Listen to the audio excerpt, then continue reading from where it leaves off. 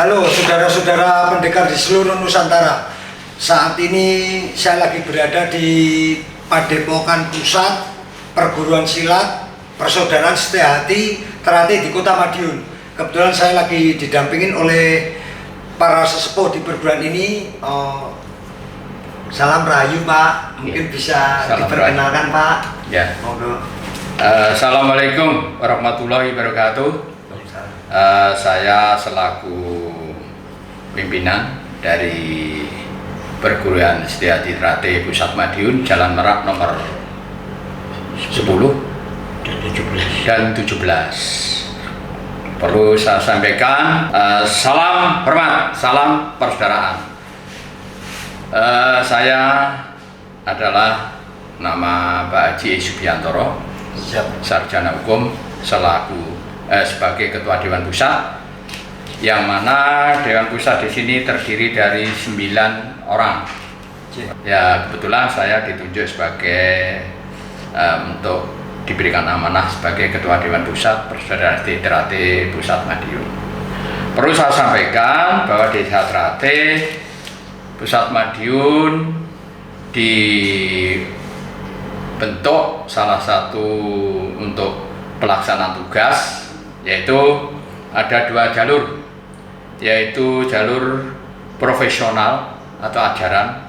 Ini diketahui oleh Dewan Pusat, jadi khusus ajaran. Idealisme yaitu jalur organisasi pelaksana, ya, yang ditunjuk yaitu Dimas Merjoko selaku Ketua Umum. Dia adalah sebagai pelaksana apa yang menjadi ketentuan Dewan Pusat. Idealisme itu adalah ajaran, ya. Jadi ajaran, melaksanakan semua ajaran-ajaran yang notabene adalah salah satu inti bahwa Desa Terate di sini untuk mendidik adik-adiknya, yaitu mulai awal menjadi manusia yang berbudi luhur, tahu benar dan salah, dan ikut memayungi ini didikan yang pertama. Yang kedua, profesional, ini satu organisasi pelaksana, ya, dia melaksanakan apa yang menjadi tugas-tugasnya supaya Desa Terate ini bisa berkembang dengan baik. Ya, ajaran sendiri, organisasi sendiri lah ini. Ya. Yang saya tangkap berarti perguruan silat Desa Terate ini atau Setiahati Terate ini sebetulnya sudah kolaborasi ya Pak, antara perguruan silat yang sekarang sudah berkembang menjadi sebuah organisasi. Ya. Seperti ini Pak. Ya. Oke. Tapi maaf, organisasi di sini hanya sekedar, bukan merupakan pokok. Oh, seperti jadi watak sifat perguruan ini yang ditonjolkan. Oke. Ya. Jadi ini sehingga dengan perkembangan yang sangat pesat, insya Allah sampai saat ini ada 350 cabang. Wow. Ya. Itu di mana aja Pak? Di Jawa aja atau mungkin luar pulau atau mungkin seluruh dunia? Oh, ada dunia Pak ya? Ya, di dunia ini yang di luar termasuk Taiwan, Korea, terus Malaysia, Brunei, Saudi Arabia, terus Hong Kong. Berarti tiap cabang ada pelatihan sendiri ya Pak? Ada. Sifatnya itu apa ya, semacam komisariat, ya, komisariat. Sehingga insya Allah dengan perkembangan inilah maka kita di organisasi dalam pelaksanaan ini harus betul-betul dilaksanakan secara profesional. Artinya apa? Sehingga kita bisa bagi tugas mana yang harus dilaksanakan, mana yang harus kita awasi. Ini seiring, sejalan antara idealisme dan profesionalisme. Idealisme itu membentuk watak jiwa, profesional itu adalah lahiriahnya, sehingga kita harus seimbang.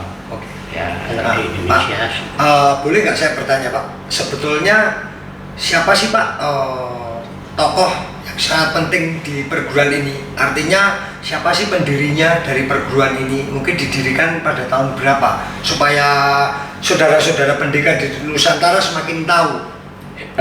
Kita didirikan oleh salah satu tokoh kemerdekaan salah satu kayak yang Harjo Utomo. Dia adalah salah satu dari pendiri Satrate, salah satu pejuang yang mana waktu zaman Belanda dia adalah salah satu tokoh yang membawa bangsa Indonesia untuk istilahnya merdeka lah. Ya, perjuangkan kemerdekaan ya, Pak. Ya. Pada tahun berapa Pak perguruan ini didirikan Pak? Itu waktu itu tokohnya 1922. Oh, 1922 Sudah. di Madiun ya Pak? Ya di Madiun, di Pelambang, di Pelambang. Oke. Saya lihat kan padepokan pusat di Kota Madiun ini Pak, dari Setiahati Trate ini kan sangat luas dan sangat megah sekali Pak. Ini kalau boleh tahu Pak, ini dibangun mulai tahun berapa Pak? Mungkin peletakan batu pertama atau apa, sekitar tahun berapa Pak? Insya Allah ya, sana itu waktu tidak salah 85 kira.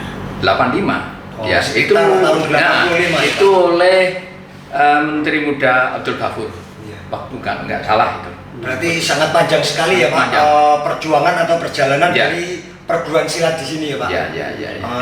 Didirikan tahun 1922 sampai berkembang sampai seperti ini Pak. Ya. Nah pertanyaannya gini Pak,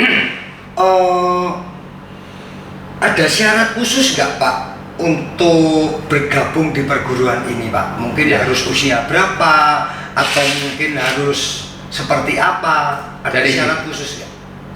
Ini jadi ada pembagian Mas. Jadi untuk latihan itu memang kita bagi anak-anak, remaja, Oh, anak-anak sudah boleh ya Pak? Sudah boleh. Jadi ada tingkatan-tingkatan ya. Jadi yang anak-anak itu seperti SD, mungkin TK ini sekarang sudah berkembang banyak. Oh, untuk Nah, dilatih secara basicnya aja ya, senamnya seperti segala-galanya.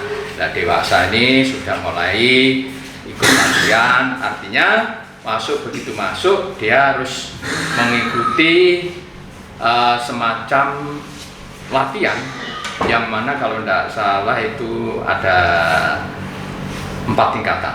Jadi begitu masuk melalui cabang, melalui ranting, pendaftaran, seleksi, itu yang pertama namanya polos, latihan polos. Itu dari berbagai istilahnya berbagai penjuru lah Pak. penjuru ya. Jadi Polos. tanpa memandang ras atau terbuka untuk umum ya Pak. Ya, untuk umum. Jadi setelah nanti latihan digodok berapa setahun hampir 1,5 tahun, dia ada tingkatan polos, naik ke jambon, latihan lagi hijau, terakhir putih. Oh, berarti ada banyak tingkatan ya Pak. Banyak Pertama tingkat. kali gabung adalah polos. Polos. Polos itu tanpa sabuk maksudnya Pak. Atau Ya. ada sabuknya? Sabuknya hitam. Berwarna hitam. Nah, Setelah jambon. itu Ya, naik tingkatan jadi jambon. udah di jambon. Setelah jambon ya ada tingkatan lagi hijau. hijau. Setelah itu Setelah itu putih. Putih. Nah, disinilah persiapan bahwa dia akan disahkan menjadi warga tingkat 1. warga atau masuk dalam keluarga sah Ya, perguruan sah, ini ya Pak. ya, yang dilaksanakan insya Allah dalam bulan Muharram. Ya, setiap bulan Muharram. Ya. Kira-kira Pak, untuk orang baru yang bergabung di perguruan ini, rata-rata bisa ditempuh berapa lama Pak? Mungkin 1 tahun atau berapa bulan Pak? Dikatakan sah menjadi seorang warga atau masuk bagian dari keluarga perguruan ini Pak? Atau mungkin tergantung skill tiap Tergantung. siswanya? Tergantung. Kalau masih anak-anak ya bisa sampai 5 tahun, 3 tahun, tergantung jadi. Ya. Tapi kalau dewasa minimal 2 tahun, 3 tahun ini dia harus sudah, karena banyak yang harus dikenal, dipelajari, baik teknik, baik ajaran, terutama didikan budi luhur. Ya. Ini jadi mulai diarahkan anak itu supaya nantinya setelah jadi warga, jadi pendekar, baik lahir maupun batinnya jadi seorang pendekar sejati, bisa ikut memayuhayuning bawono, ikut dan bisa melaksanakan ajaran dengan baik sehingga semuanya bisa berjalan sesuai tujuan kita, yaitu membentuk manusia yang berbudi luhur, tahu benar dan salah. Ini salah satunya itu. Berarti yang saya tangkap di perguruan ini ada proses ya Pak, Proses. ada beberapa tingkat sampai dikatakan sah menjadi warga atau keluarga ketika bersabuk putih. Ya, Dan ketika mungkin untuk para senior yang sudah masuk bagian itu ada beberapa tingkat yang harus dikejar lagi Pak supaya mungkin lebih sakti ya Pak ya. jadi tergantung pengabdian. Ya. Jadi di sini dibutuhkan loyal, ngerti, loyal, jujur. Sehingga seorang adik-adik kita kalau dia tuh duduk dalam kepengurusan, bagaimana mengembangkan, sehingga pengabdian, nah ini bisa melanjutkan dari tingkat 1 ke tingkat 2. Itu minimal 15 tahun dia harus mengabdi. Lama ya Pak? Lama. Nah dia sebagai apa? Kalau dia sebagai pengabdiannya cukup baik, baik ketua cabang, baik pengurus. Jadi di sini dilihat sejauh mana dia mengabdi desa Teratai. Betul. Pak, saya mau bertanya ini Pak. Perguruan silat Persaudaraan Setiahati Teratai di Kota Madiun ini sebetulnya berbasik apa Pak? Atau mungkin dominan kemana? Kan ada sebuah perguruan yang full body contact, benar-benar ilmu bela diri aja, atau mungkin ada semacam kesepuan atau pernapasan atau tenaga dalam, atau mungkin cenderung ke atlet Pak. Ini dari perguruan ini cenderung kemana Pak? Gini, kita dibagi. Jadi di teknik, ya dari Jadi mengajarkan teknik juga ya, Pak? Teknik bela diri ya? ada ajaran bela diri praktis, ajaran masalah melaksanakan apa yang dia dapat. Untuk senam jurus itu ajaran. Jadi terus yang ketiga masalah pengembangan apa yang dia harus lakukan. Jadi di sini memang ada tingkatan ajaran untuk budi luhur, bela diri praktis, untuk semacam nanti bela diri untuk pengembangan atlet, dan ini tinggal anaknya, bakatnya. Oh, Kalau dia ingin jadi seorang atlet, ya memang ada. jadi komplit ya Pak, Komplit. perguruan ini Ya. mengajarkan teknik bela diri, body contact, pencaksilat, ada juga untuk pengembangan jati diri atau mungkin spiritual seperti Ya. itu ya Pak. Dan tergantung siswanya mau diarahkan Tergantung. kemana, Ya. sekedar hobi atau mungkin Ya. ke tingkat profesional yaitu seorang atlet seperti itu. Ya. Kalau boleh tahu Pak, ada berapa jurus nih Pak perguruan ini? Dikasih bocoran dong. Total berapa jurus? Mungkin senam berapa jurus atau mungkin biar saudara-saudara pendidikan di Nusantara ini sedikit tahu Pak. Sama, jadi kalau tidak salah senam itu 190, 190 Pak? 90. 90 Ya, jumlahnya. Oh, jurusnya banyak sekali ya Pak. Jurusnya 1 sampai 36. 1 sampai 3. Ya, jadi siswa setelah saya begitu itu dia dididik sampai 135. Setelah disahkan dia dapat jurus kunci terakhir itu. Berarti tiap tingkatan ada sendiri ya Pak metodenya ya. Ya, metodenya. Oke Pak, pertanyaan yang sedikit sakral ini Pak, ada nggak Pak perguruan ini semacam apakah mempunyai jurus-jurus yang sakral atau jurus pamungkas Pak? Itu tergantung. Oh tergantung. Ya, tergantung dari Biasanya kan di dalam sebuah perguruan itu pasti ada jurus pamungkas Pak. Ya, Nah, dari tapi- perguruan ini apa Pak? Mungkin ya, bisa dilanjut. jadi gini, tergantung orangnya. Dia kalau sudah mencapai tingkat 1 naik tingkat 2 itu sudah istilahnya semacam dia harus sudah bisa menjadi seorang pemimpin, seorang yang bisa diandalkan. Jurusnya lain juga. Jurusnya lain. Nah di sini ya tergantung. Tingkat 2 ditingkatkan lagi menjadi tingkat 3. Nah ini tergantung orangnya. Tidak semua orang, ya namanya kita memberi. Kalau orangnya diberi istilah tidak bisa mengembangkan ya sama saja. Jadi di sini semuanya tergantung dari orang mau jadi lebih populer atau tidak. Tapi yang jelas kita sudah memberikan. Kalau boleh jujur, seperti abjad A sampai Z, ya tinggal terserah dia menulisnya bagaimana, apanya. Tergantung masing-masing ya. Tergantung berarti masing-masing. yang saya tangkap di sini adalah ketika sudah sah menjadi warga atau keluarga perguruan ini sudah dibekali ilmu tersebut Pak. Ya. Tinggal pengembangan dan tiap Pengembangan. individunya mau diarahkan ke hal Ya. baik atau Ya, karena kita juga Kurang diajarkan baik. Oke, baik Pak. itu kalau bela diri, pernapasan itu semua sudah Oh, ada semua komplit di sini. semua komplit. Ya. Oke, Pak. Pak, pertanyaan terakhir, Pak.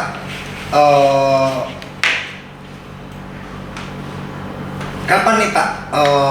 Atau hari tertentu mungkin sering nggak diadakan semacam kayak sarasian kumpul, karena saya pelajari kan perguruan ini sangat berkembang nih, Pak. Ya.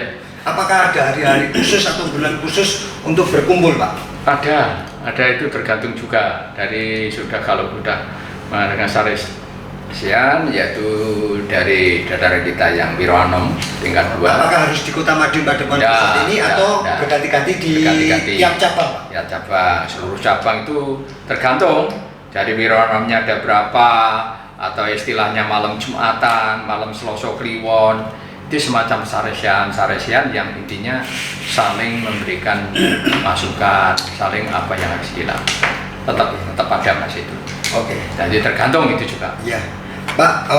Ada pesan-pesan nggak, Pak, untuk semua warga di perguruan ini yang sudah berkembang, bahkan untuk saudara-saudara pendekar yang ada di Nusantara? Ada pesan-pesan nggak, Pak? Ada. Bagaimana sih untuk menjadi seorang pendekar yang sejati, Pak? Ya, gini, saya titip sehingga saudara-saudara saya, keluarga besar Esatrate seluruh Indonesia, mari dengan berkembangnya Esatrate di seantero dunia, kita tunjukkan pasturan yang guyup rukun.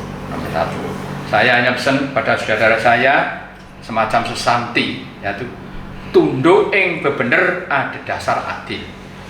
Artinya patuh terhadap kebenaran yang berdasar pada asas keadilan. Yang kedua, maju tanpa nyingkirno. Jadi orang maju tanpa istilahnya menyingkirno. Munggah tanpa nyeblokno. Artinya kalau kita naik jangan berdiri di atas bangkai teman. Ya. Dan dia apik tanpa ngelekno. Jadi untuk mencapai baik itu kita tidak usah menjatuhkan orang lain. Dan dia bener tanpa nyalahno. Ingin kita benar, orang salah, kamu salah. Intinya inilah salah satu filosofi Esatrate yang harus kita laksanakan. Kalau orang itu sudah mencapai tataran itu, insya Allah kita sudah tidak ada istilah dahwen salaupen, jahil mendakil. Artinya hatinya sudah bersih, tidak ngurusi urusannya orang lain. Hanya bersih, hatinya bersih, karena sudah istilahnya ya dahwen salopen, jahil mendakil.